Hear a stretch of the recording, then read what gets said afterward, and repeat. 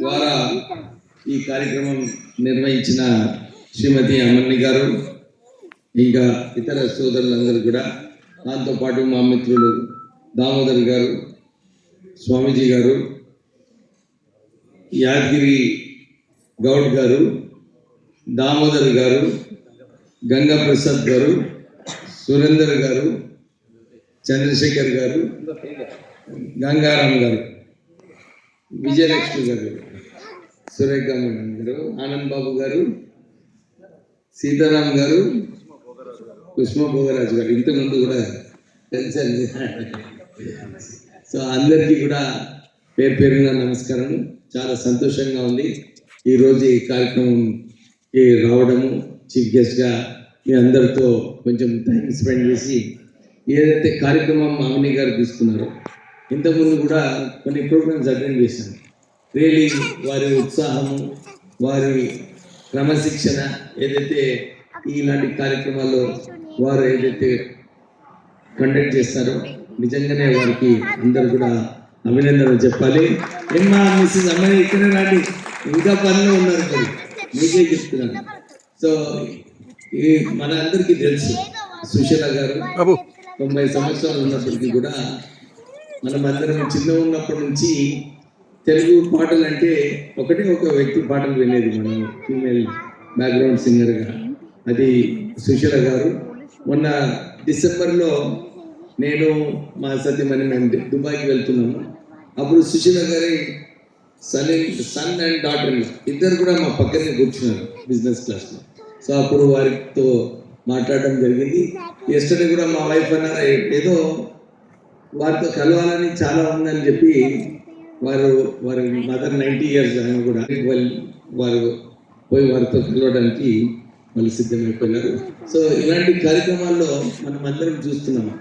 Culture మన సొసైటీలో చాలా ప్రముఖమైన విషయం.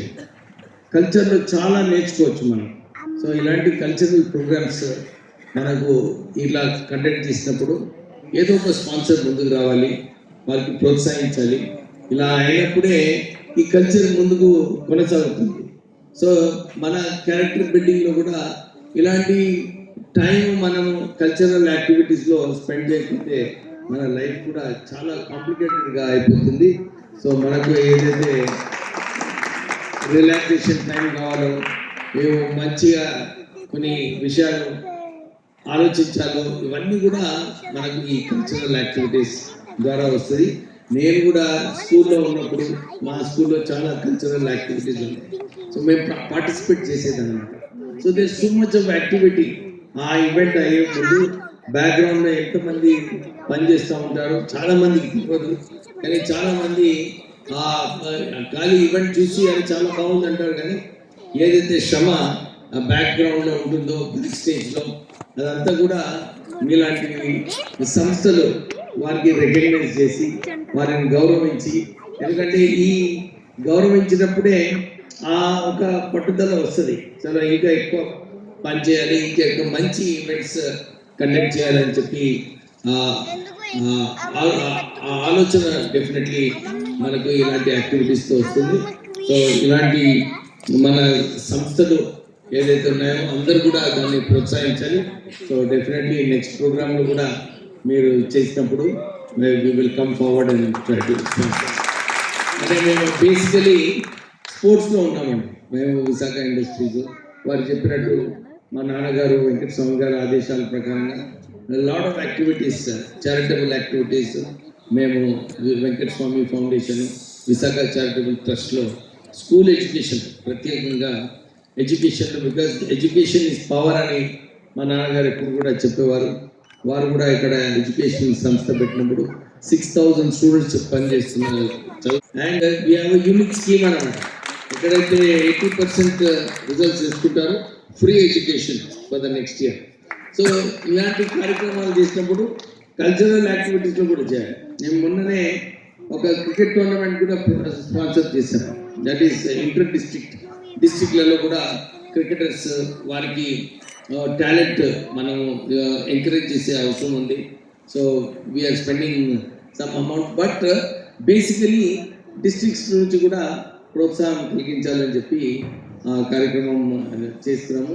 17th నాడు అది ఆల్ తెలంగాణ డిస్ట్రిక్ట్ టోర్నమెంట్లో మన జిమ్ఖానాలో ఫైనల్స్ ఉంది. సో ఇలాంటి కార్యక్రమాలు కూడా డెఫినెట్లీ విశాఖ ఇండస్ట్రీస్ మేము ముందుంటామని చెప్పి మళ్ళీ ఒకసారి ఇంత చక్కటి కార్యక్రమం కండక్ట్ చేసినందుకు మీకు మీ టీంకి కృతజ్ఞతలు అండ్ అభినందనలు. Thank you.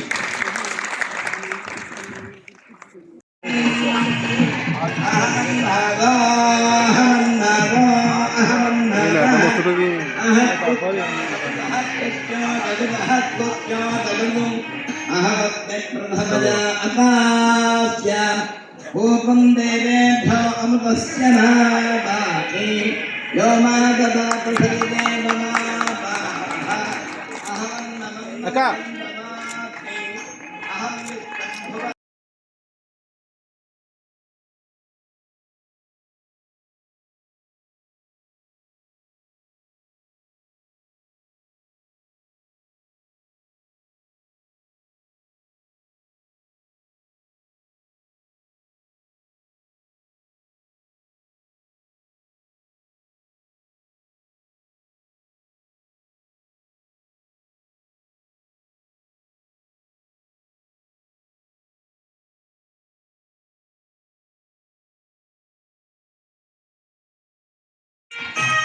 మేడం మేడం కొంచెం ముందు రండి. Okay, ready. Thank you.